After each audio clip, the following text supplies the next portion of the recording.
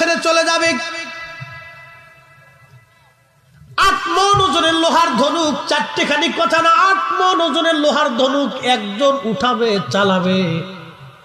উঠানোই তো বড় কষ্ট, চালানোটা আরো কঠিন।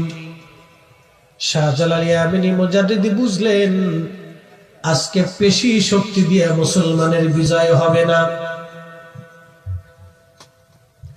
পেশি শক্তি দিয়ে মুসলমান বিজয় হবে না। পেশি শক্তি দিয়ে মুসলমানের কোনোদিন বিজয় হয় নাই। মুসলমানের বিজয় হয়েছে খোদাই মদদে। কি কথা কর না কে? খোদাই মদদে মুসলমানের বিজয় হয়েছে। আজকে তোমরা যারা ওলি আল্লাহ বিদ্বেষী হয়ে গেছো, কিয়ামত পর্যন্ত চেষ্টা করবা এই জমিন আল্লাহর ওলিদের দেওয়া জমিন, এই জমিনে আল্লাহর ওলিদের দেওয়া ইসলাম দেশেই চলবে। কথা বলেন ঠিক কিনা? শাহজালাল ইয়ামানি মুজাদ্দিদি দেখলেন পেশি শক্তি দিয়ে মুসলমান বিজয় হবে না। 360 জন ওলি ছিলেন তার সফর সঙ্গীর মধ্যে। আরো মুঘল থেকে কিছু সৈন্য নিয়ে আসছিলেন।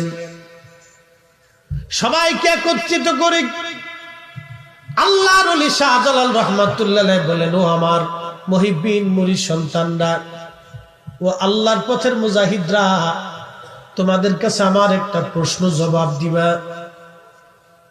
মিথ্যা বলবা না, সত্য বলবা। আজকে বলো তোমাদের মধ্যে জীবনে